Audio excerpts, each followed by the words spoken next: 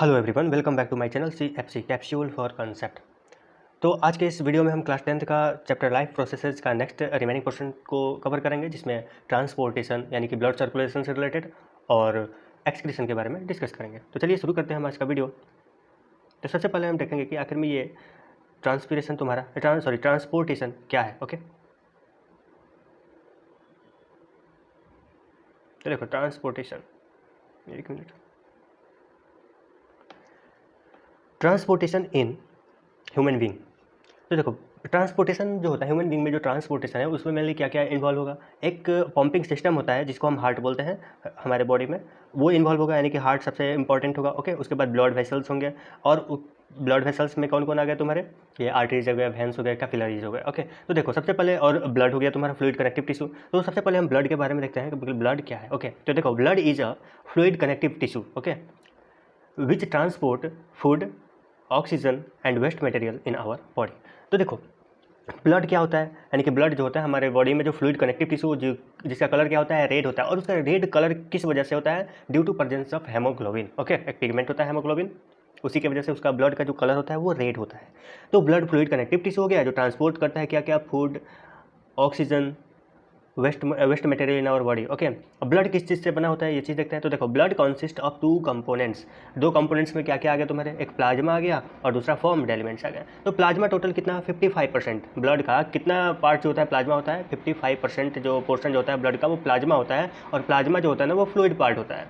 Okay, और वही formed elements क्या होते हैं, फॉर्म्ड एलिमेंट्स में तीन आ गए, एक आरबीसी आ गया, दूसरा डब्ल्यूबीसी आ गया, और फिर प्लेटलेट्स आ गए। ओके, आरबीसी, डब्ल्यूबीसी और प्लेटलेट्स। आरबीसी कहने का मतलब रेड ब्लड सेल, डब्ल्यूबीसी कहने का मतलब वाइट ब्लड सेल, प्लेटलेट्स हो गए। ओके, जो रिपेयरिंग का काम करते हैं।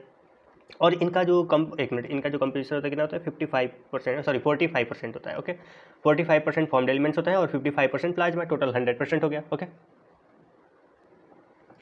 अब देखो प्लाज्मा का काम क्या होता है। तो plasma transports food, carbon dioxide and nitrogenous waste in dissolve form. Plasma भी ट्रांसपोर्ट का काम करता है, और क्या क्या ट्रांसपोर्ट करता है, फूड ट्रांसपोर्ट करता है, कार्बन डाइऑक्साइड कम ट्रांसपोर्ट करता है, और नाइट्रोजनस वेस्ट में जैसे यूरिया, यूरिक एसिड, ये सारी चीज़ को वो ट्रांसपोर्ट करता है। Okay, ammonia. नेक्स्ट आ गया ऑक्सीजन। अब देखो oxygen is carried by red RBC, यानी कि रेड ब्लड कार्पसल के द्वारा ऑक्सीजन कैरिड होता है। ओके, हार्ट क्या है तुम्हारा, हार्ट पंपिंग ऑर्गन होता है to push blood around the body, यानी कि हार्ट के बारे में भी डिटेल्स में डिस्कस करेंगे। ओके, हार्ट जो होता है क्या, पंपिंग ऑर्गन होता है जो हमारे पूरे बॉडी में ब्लड को पंप करता है, यानी कि पुश करता है। ओके, ब्लड वेसल्स में तुम्हारे नेटवर्क ऑफ ट्यूब्स हो गए, टू रिच सारे टिश्यू तक ब्लड को पहुंचाने के लिए ब्लड वेसल्स चाहिए। हार्ट तो पूरे बॉडी में पंप करेगा, लेकिन किसके थ्रू, ब्लड वेसल्स के थ्रू पंप करेगा। ओके, ब्लड वेसल्स में आर्टरीज आ गए, वेंस आ गए, और कैपिलरीज, कैपिलरीज होता है वेंस और आर्टरीज के जंक्शन पर होता है कैपिलरीज। प्लेटलेट्स का बात करें तो अ सिस्टम इन प्लेस इन, देखो a system in places to ensure that blood vessels can be repaired if damage. अब देखो, अब मान लो बॉडी में, हमारे बॉडी में ब्लड वेसल अगर डैमेज हो गया तो उसको रिपेयर करने के लिए कोई सिस्टम होना चाहिए ना, वो प्लेटलेट्स उसका काम करता है। ओके, यानी कि ब्लड क्लॉटिंग वगैरह का। अब देखो इसके बाद हम हार्ट के बारे में देखते हैं अपने। तो देखो आवर पंप द हार्ट। अब हमारे बॉडी में हार्ट जो होता है कितने चैम्बर का होता है, यानी कि 4 चैम्बर होता है, 4 चैम्बर हार्ट होता है। ओके, 2 एट्रिया हो गया और 2 वेंट्रिकल हो गया, 2 एट्रिया और 2 वेंट्रिकल। ओके, अपर वाले जो होते हैं वो क्या होते हैं, एट्रिया होते हैं, और नीचे वाले जो होते हैं वो वेंट्रिकल होते हैं। अपर वाला एट्रिया जो होता है उसका वाल थिन होता है, पतला होता है, और नीचे वेंट्रिकल जो होता है इनका वाल जो होता है वो थिक होता है। ये हो गया। इसके बाद एक मिनट,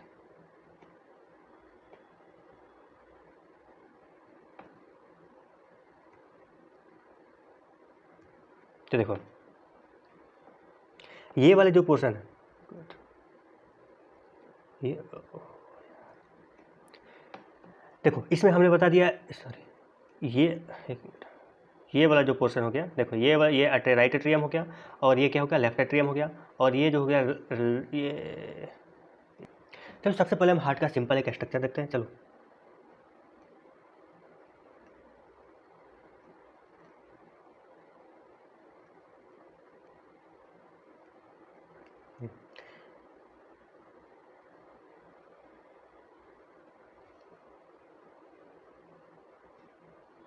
तो ये क्या हो गया, ये लेफ्ट एट्रिया हो गया, और ये राइट एट्रियम हो गया, ये लेफ्ट वेंट्रिकल हो गया, और ये राइट वेंट्रिकल हो गया। ओके, अब देखो यहाँ से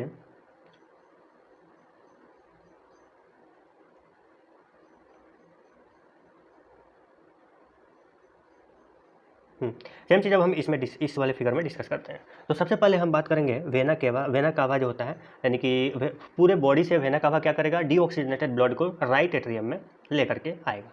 तो ये वाला चीज़ हो गया, ये वाला क्या हो गया, वेना कावा, और ये राइट एट्रियम में पूरे बॉडी से डीऑक्सीजनेटेड ब्लड को लेके आएगा किसमें, राइट एट्रियम में।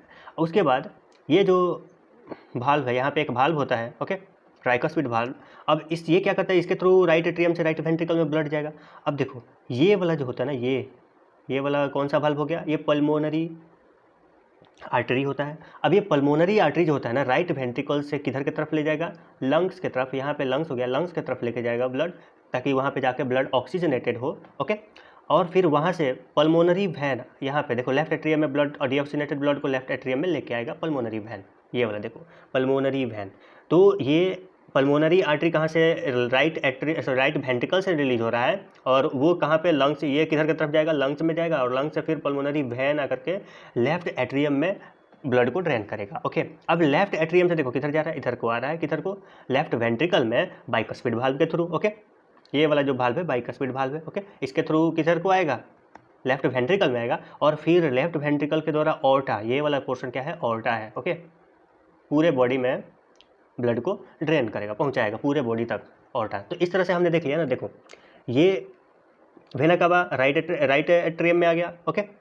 अब उसके बाद वहाँ से जाएगा राइट वेंट्रिकल में, और राइट वेंट्रिकल से किधर की तरफ जा रहा है, ये पल्मोनरी आर्टरी से लंग्स में जा रहा है, और लंग्स से फिर किधर, पल्मोनरी वैन के थ्रू लेफ्ट एट्रियम में आ रहा है, फिर लेफ्ट एट्रियम से लेफ्ट वेंट्रिकल में, और फिर लेफ्ट वेंट्रिकल से ये किधर को जा रहा है, ऑर्टा में। तो ये हम देख लिए वॉल्व, चारों वॉल्व के बारे में देख लिए, और चारों ब्रांचेज के बारे में, सॉरी चैम्बर्स के बारे में देख लिए। उसके बाद ये तो अपर साइड से वेना केवा हो गया, फिर ये लोअर साइड से वेना केवा हो गया, यानी कि ये लोअर बॉडी का जो लोअर पोर्शन है वो वहाँ से ब्लड को लेके जाएगा राइट एट्रियम में, ओके। और ये जो अपर वेना केवा है वो अपर पोर्शन, बॉडी के अपर पोर्शन से ब्लड को लेके आएगा, डीऑक्सीजनेटेड ब्लड को, ओके। राइट एट्रियम दे रखा है, ये लेफ्ट एट्रियम दे रखा है, right ventricle, left ventricle, okay. और ये बीच में कौन डिवाइड कर रहा है इसको, सेप्टम होता है ये, जो ब्लड को इंटरमिक्सिंग से बचाता है, ताकि ऑक्सीजनेटेड और डीऑक्सीजनेटेड ब्लड आपस में मिक्स ना हो जाए, इससे कौन बचाता है, इंटरवेंट्रिकुलर और इंट्राऑरिकुलर सेप्टम, ओके। ये वाला सेप्टम हो गया, ओके। तो इस सेप्टम को क्या बोलते हैं, इंटरवेंट्रिकुलर या इंटरऑरिकुलर सेप्टम बोलते हैं, ओके। और ये वाला जो सेप्टम जो होता है ना, ये वाला सेप्टम, इसको क्या बोलते हैं, इसको एट्रियोवेंट्रिकुलर सेप्टम बोलते हैं, सेप्टा बोलते हैं, क्या बोलते हैं, atrioventricular septa, atrioventricular septa, okay. वो राइट साइड हो गया तो right atrioventricular septa, left side हो गया तो लेफ्ट एट्रियोवेंट्रिकुलर सेप्टा। तो ये ह्यूमन हार्ट के बारे में हो गया, ओके। इसके बाद देखो जो अभी हमने बताया ना वही चीज़ यहाँ पे डिटेल्स में डिस्कस कर रखा है, तो चलिए देखते हैं इसको।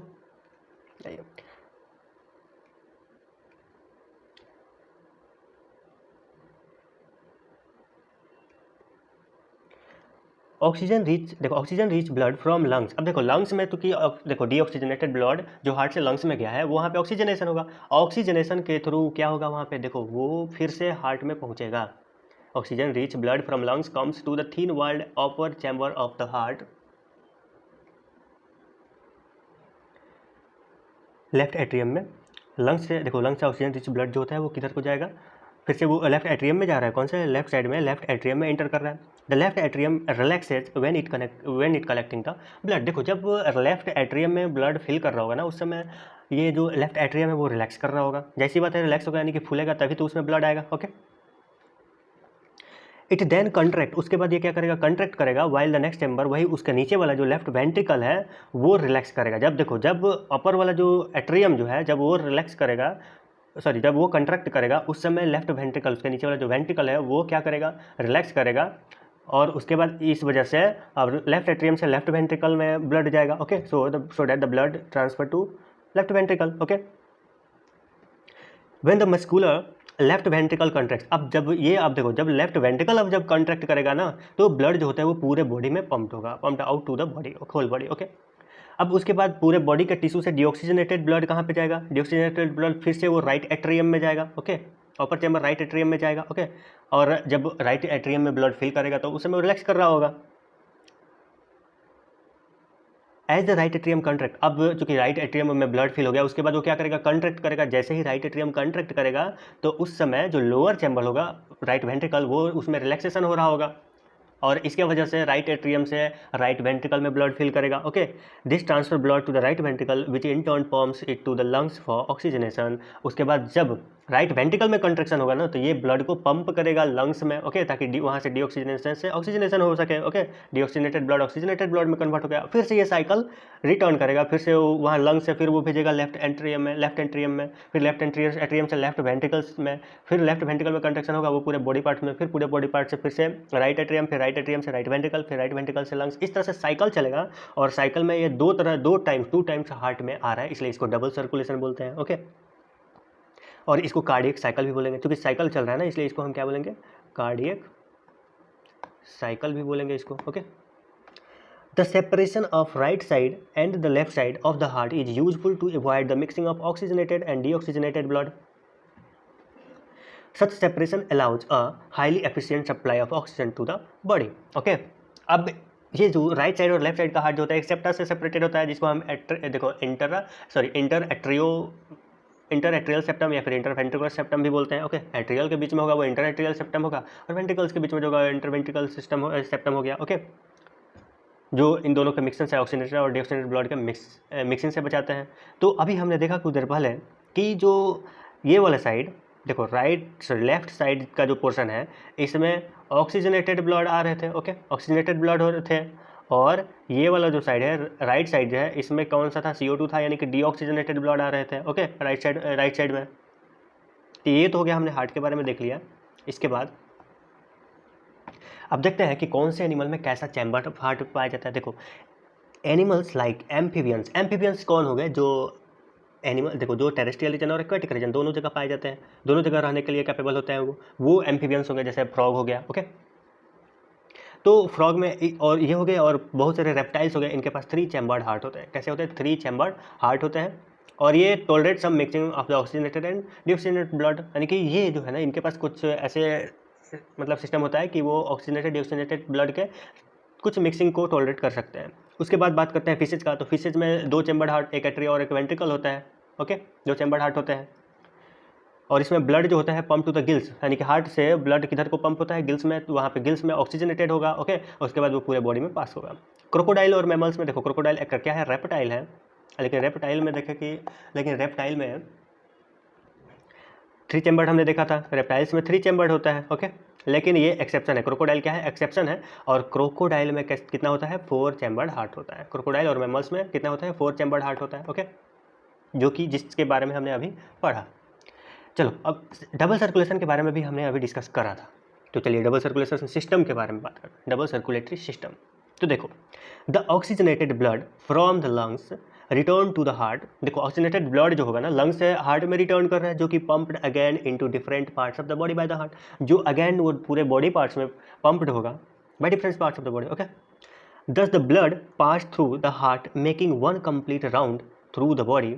ओके, इस प्रकार ये एक कंप्लीट राउंड बना लिया ना हार्ट में। Okay, once through the heart half in the form of deoxygenated blood and through the left half in the form of oxygenated blood.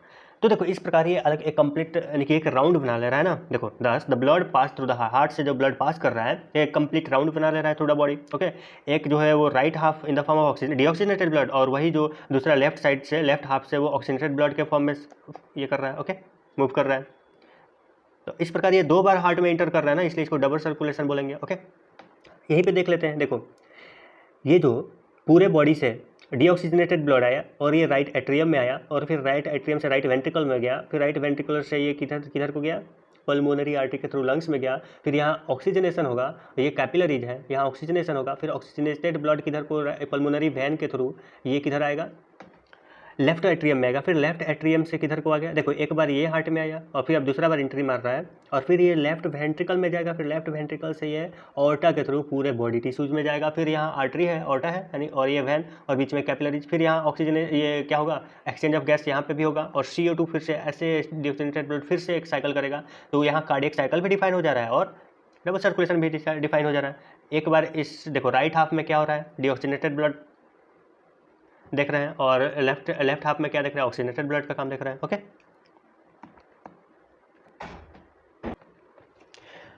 अब नेक्स्ट क्या आ गया, ब्लड वेसल्स के बारे में देखते हैं। ट्यूब्स जो भी है हमारे बॉडी में, ट्यूब्स जो होते हैं ना उनके बारे में देखते हैं। तो देखिए ब्लड वेसल्स में क्या क्या आ गया, मेनली आर्टरीज आ गया और वेंस आ गया, मेनली दो होते हैं आर्टरीज और वेंस, कैपिलरीज दोनों के बीच का जंक्शन होता है। ओके, तो देखो आर्टरीज जो होता है ना have a thick elastic and muscular wall होता है। आर्टरी के पास क्या होता है, thick elastic and muscular walls होता है, लूमेन इसके नैरो होते हैं और ये ब्लड को हमेशा हार्ट से अवे लेके जाता है, चाहे वो पल्मोनरी आर्टरी हो या फिर नॉर्मल आर्टरी हो, वो हमेशा ब्लड को किधर को ले जाएगा, हार्ट से दूर ही लेके जाएगा। तो ये एक डेफिनेशन हम इसको बोल सकते हैं बिना किसी एक्सेप्शन का कि आर्टरी यानी कि वो ट्यूब है, वो ब्लड वेसल है जो ब्लड को हमेशा हार्ट से दूर लेके जाता है। ओके, और थिक इलास्टिक और मस्कुलर वाल होते हैं उसके पास, लूमेन नैरो होता है, ऐसे बोल सकते हैं। और ये carries oxygenated blood accept pulmonary artery, और अगर हम बात करें ऑक्सीजनेटेड ब्लड का तो इसमें एक्सेप्शन आ जाएगा, पल्मोनरी आर्टरी डीऑक्सीजनेटेड ब्लड को कैरी करता है। वेंस का अगर बात करें तो ये थीन होता है, नॉन इलास्टिक वाल होता है। ओके, ये नॉन इलास्टिक होता है और इसका लूमेन वाइड होता है और वह ये कैरी करता है हमेशा टुवर्ड्स द हार्ट, ब्लड किधर को ये कैरी करता है, हार्ट की तरफ, और ये डीऑक्सीजनेटेड ब्लड कैरी करता है एक्सेप्ट पल्मोनरी वेन। ओके, ये हो गया ब्लड वेसल के बारे में। ब्लड प्रेशर के बारे में अगर बात करें तो देखो ब्लड प्रेशर जो होता है is measured with an instrument called sphygmomanometer. देखो ये इंस्ट्रूमेंट याद रखना, ब्लड प्रेशर को मेजर करने वाला स्पाइनोमैनोमीटर उसको बोलते हैं। Okay, the force that blood exerts against the wall of blood vessel is called blood pressure. अब देखो जो भी ब्लड फोर्स एक्सर्ट कर रहा है ना, यानी कि ब्लड वेसल के वॉल पे, उसको हम ब्लड प्रेशर बोल दिए। फोर्स अपॉन एरिया जो होता है ब्लड प्रेशर होता है, तो पर यूनिट एरिया इसको मेजर करेंगे। This pressure is much greater in arteries than veins. अब अगर बात करें कि आर्टरीज और वेंस में किसमें प्रेशर ज़्यादा होता है, तो आर्टरीज में ज़्यादा होता है वेंस के कंपैरिजन में। ओके, नॉर्मल बीपी जो होता है कैसे 120/80 mm/Hg ऐसे मेजर करते हैं, नॉर्मल बीपी होता है। ऊपर वाला सिस्टोलिक का बात करते हैं, ऊपर सिस्टोलिक होता है, सिस्टोलिक यानी कॉन्ट्रैक्शन, और 80 जो होता है ये डायस्टोलिक का होता है। ओके, यहाँ ब्लड प्रेशर के बारे में एनसीईआरटी में कुछ दे रखा है पॉइंट, इसको आप एक बार देख लेते हैं। देखो the first that blood exerts against the walls of the blood vessel, इसको ब्लड प्रेशर अभी हमने बताया। द प्रेशर जो होता है मच ग्रेटर आर्टरीज में ज़्यादा, ये भी हमने देखा। फिर inside artery during ventricular systole contraction, इसको सिस्टोलिक यानी कंट्रैक्शन के दौरान जो होता है प्रेशर अप्लाई होता है ब्लड के द्वारा, वो क्या होता है, सिस्टोलिक प्रेशर उसको बोलते हैं। और pressure in artery due to ventricular diastole के दौरान जो होता है उसको डायस्टोलिक प्रेशर बोलते हैं। द नॉर्मल, तो ये जो होता है ये आर्टरी में देखते हैं और ये वेंट्रिकल में देखते हैं। ओके, डायस्टोलिक, तो ऊपर वाला जो होता है 120 वो सिस्टोलिक है और ये 80 जो होता है डायस्टोलिक प्रेशर होता है। ओके, और नॉर्मल कितना होता है 120/80 होता है, ये देखते हैं। और ये इसका इंस्ट्रूमेंट देख लो, ऐसे मेजर करते हैं। इसके बाद blood pressure is measured with an instrument जिसको स्पाइनोमैनोमीटर बोलते हैं। High blood pressure is also called hypertension. देखो हाई ब्लड प्रेशर होता है उसको हाइपरटेंशन बोलते हैं, and is caused by the constriction of arteriole का अगर कॉन्स्ट्रिक्शन पतला हो जाए ना, कॉन्स्ट्रिक्ट हो जाए ना, तो इसके वजह से हाइपरटेंशन होता है, हाई ब्लड प्रेशर होता है, प्रेशर बढ़ जाएगा। ओके, ये बोलते हैं कि प्रेशर बढ़ गया इनका, which result in increase resistance to blood flow, जो क्या करेगा यानी कि ब्लड फ्लो के रेजिस्टेंस को इंक्रीज करेगा। It can lead to the rupture of, इसके वजह से आर्टरी में रप्चर हो सकता है। ओके, और इंटरनल ब्लीडिंग हो सकता है। तो hypertension can cause internal bleeding. Okay, इसके बाद हम क्या देखेंगे, इसके बाद मेंटेनेंस बाय प्लेटलेट्स का क्या काम होता है ये देखते हैं। तो देखो in case of any leakage और डैमेज, अगर देखो ब्लड वेसल्स में कोई लीकेज या डैमेज आ जा रहा है तो ब्लड हैज़ प्लेटलेट्स सेल्स जो रिपेयर का काम करते हैं, जो पूरे बॉडी में क्या होते हैं, सर्कुलेट करते हैं और ये प्लग करते हैं इन लीक्स को by helping to clot the blood at the point of injury. Okay, lymph क्या होता है, तो देखो लिम्फ जो ब्लड जो फ्लो करता है ना ब्लड वेसल से, तो उसमें कुछ पोर्स होते हैं। ओके, ब्लड वेसल से फ्लो किया ब्लड, तो इसमें कुछ स्मॉल पोर्स होते हैं, तो कुछ जो फ्लूइड जो होता है ना, ये मान लो ये टिश्यूज हो गए, तो ये टिश्यूज के बीच में कुछ इंटरसेलुलर स्पेस होता है, तो इसमें कुछ पोर्स के थ्रू, ब्लड वेसल्स के पोर्स के थ्रू कुछ फ्लूइड जो होता है इन इंटरसेलुलर स्पेस में, इंटरसेलुलर स्पेस में इंटर कर जाते हैं और इस फ्लूइड, यही फ्लूइड जो होता है क्या फॉर्म करता है, लिम्फ फॉर्म करता है। और ये फ्लूइड जो होता है देखो इंटरसेलुलर स्पेस, टिश्यूज के बीच का जो स्पेस होता है इसको इंटरसेलुलर स्पेस बोलेंगे, और इसी में ये जो फ्लूइड जो आता है उसको टिश्यू फ्लूइड बोलते हैं और यही लिम्फ फॉर्म करता है। और लिम्फ कैसा होता है, कलरलेस होता है। तो देखो फंक्शन क्या होता है लिम्फ का, ये देखते हैं। The function of lymph in transportation are, पहला lymph carry digested and absorb fat from the intestine back to the blood. Okay, अब देखो इंटेस्टाइन में क्या होता है, विलाई होता है, और विलाई में क्या होता है, लिम्फेटिक्स होता है ना, कि लिम्फ वेसल्स होते हैं, और उसमें जो डाइजेस्टेड और एब्जॉर्ब फैट जो होता है वो एब्जॉर्ब होता है और वो फिर से ब्लड की तरफ चला जाता है। ओके, लिम्फ ही इसको ले जाता है ब्लड में बैक। लिम्फ दूसरा क्या करता है, lymph drains access fluid from extra cellular space back into the blood. अब एक्स्ट्रा सेलुलर स्पेस जो है ना, उससे वो क्या करेगा, यानी कि जो एक्सेस फ्लूइड होगा उसको ब्लड में लेके जाएगा। अब देखो ब्लॉकेज ऑफ लिम्फेटिक सिस्टम, देखो लिम्फेटिक सिस्टम में अगर ब्लॉकेज आ जाए ना, will lead to water retention and poor fat absorption of the body. Okay, ये हो गया। चलो इसके बाद ब्लड और लिम्फ में हम लोग डिफरेंस देख लेते हैं। ब्लड और लिम्फ में क्या डिफरेंस है, तो देखो ब्लड कैसा होता है, रेड कलर का होता है और ये लिम्फ कलरलेस होता है। फिर आरबीसी ब्लड में प्रेजेंट होता है, यहाँ एब्सेंट होता है। फिर न्यूट्रिटिव सब्सटेंस मोर होता है ब्लड में, यहाँ पे लेस होता है। फिर यहाँ पे ज़्यादा ऑक्सीजन होता है, यहाँ कम ऑक्सीजन होता है। फिर यहाँ पे प्रोटीन ज़्यादा होते हैं ब्लड में, यहाँ पे कम प्रोटीन होता है। फिर मेटाबॉलिक वेस्ट और कार्बन डाइऑक्साइड नॉर्मल के अमाउंट में होता है ब्लड में, और यहाँ पे मोर देन होता है ब्लड के कंपेरिजन में ज़्यादा होता है लिम्फ में। ओके, इसके बाद ट्रांसपोर्टेशन, प्लांट में ट्रांसपोर्टेशन की अगर बात करें तो देखो, ट्रांसपोर्टेशन इन प्लांट, ट्रांसपोर्टेशन जो होता है एक वाइटल प्रोसेस होता है प्लांट में। The process involves the transportation of water and necessary nutrients to all parts of the plant for its serve. अब देखो, प्लांट के सर्वाइवल के लिए एक प्रोसेस होता है ट्रांसपोर्टेशन। अब वो उस प्रोसेस के थ्रू जो भी वाटर या फिर नेसेसरी न्यूट्रिएंट जो होता है वो पूरी प्लांट के पार्ट्स तक पहुँचता है ताकि वो सर्वाइव कर सके। अब food and water transportation takes place separately in plants. अब देखो, फूड और वाटर का ट्रांसपोर्टेशन जो होता है वो सेपरेटली होता है प्लांट्स में। ओके, जाइलम वाटर ट्रांसपोर्ट करता है तो फ्लोएम फूड ट्रांसपोर्ट करता है। ट्रांसलोकेशन, अब ट्रांसलोकेशन क्या होता है, देखो, the transport of food in the plant through phloem via a process such as mass flow is called translocation. ये हो गया। एक एक करके हम जाइलम और फ्लोएम में देख लेते हैं कैसे ट्रांसपोर्टेशन होता है। तो देखो, जाइलम में अगर हम बात करें तो it transports mineral and water from root to upper parts of the plant. अब देखो, जाइलम में ये मिनरल और वाटर को रूट से अपर पार्ट्स ऑफ द प्लांट में ट्रांसपोर्ट करते हैं। ओके, उसके बाद इनका मूवमेंट कैसा होता है, यूनिडायरेक्शनल होता है। प्लांट्स से ऐसे मूव कराते हैं। ओके, यूनिडायरेक्शनल होता है, यानी कि हमेशा रूट से ऊपर ही ले जाएंगे, ऊपर प्लांट्स पार्ट तक। ओके, लीफ तक। इट कॉन्टेंस जाइलम, इसमें देखो क्या क्या हो सकता है, जाइलम स्क्लेरेनकाइमा हो सकता है, जाइलम पैरेनकाइमा, ट्रैकिड और जाइलम वेसल एलिमेंट्स होता है। ये 4 इनके कंपोनेंट्स होते हैं। The nature of the tissues is hollow dead. अब देखो, नेचर जो होता है टिश्यू जाइलम के जो भी टिश्यूज होते हैं जो कंडक्शन में इन्वॉल्व होते हैं उनका नेचर कैसा होता है, जिनकी वेसल हो गया, वेसल मेनली वेसल इन्वॉल्व होता है। ओके, और समटाइम ट्रैकिड भी। तो वेसल क्या होता है, डेड होता है, हॉलो डेड सेल्स होते हैं।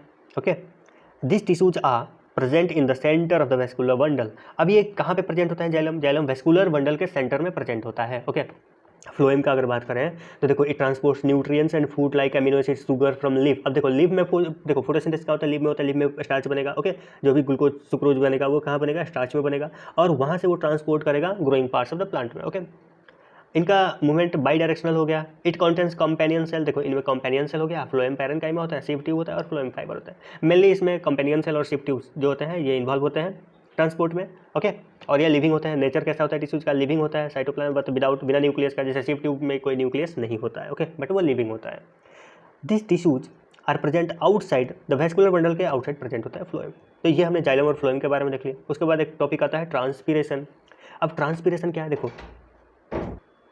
तो देखिए ट्रांसपीरेशन क्या है, तो the loss of water in the form of vapour from the aerial parts of the plant, यानी कि लीफ, एरियल पार्ट्स में लीफ आ गया तुम्हारा, लीफ से। Okay, is known as transpiration, यानी कि जैसे ये देखो एरियल पार्ट जो है वाटर वेपर के फॉर्म में क्या हो रहा है, वाटर लॉस हो रहा है ना वेपर के फॉर्म में लीफ से, इसी को हम क्या बोलेंगे, ट्रांसपीरेशन बोलेंगे।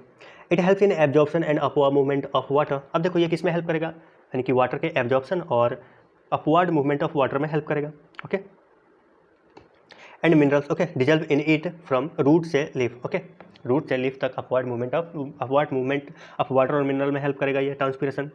It also helps in temperature regulation में भी ये हेल्प करेगा। ओके, जैसे हमारे देखो इवेपोरेशन एक प्रोसेस हम लोग के बॉडी में ये होता है ना, स्वेटिंग, उसके वजह से भी क्या होता है, हम लोग को कूल फील होता है ना, यानी कि स्वेटिंग हम लोग में होता है, पसीना जो निकलता है उसके वजह से हम लोग में कूलिंग फीलिंग आता है ना, सेम वैसे ही ट्रांसपीरेशन का भी रोल होता है। ट्रांसपीरेशन वाटर वेपर के फॉर्म में होता है, वो भी टेम्परेचर रेगुलेशन में हेल्प करता है। ओके, ये हो गया। उसके बाद आता है टॉपिक आपका एक्सक्रीशन। तो नेक्स्ट टॉपिक हो गया एक्सक्रीशन। तो आज का वीडियो हम यहीं पे समाप्त करते हैं। नेक्स्ट वीडियो में हम एक्सक्रीशन टॉपिक को कंप्लीट करेंगे। मिलते हैं नेक्स्ट वीडियो में, तब तक के लिए धन्यवाद। जय हिंद।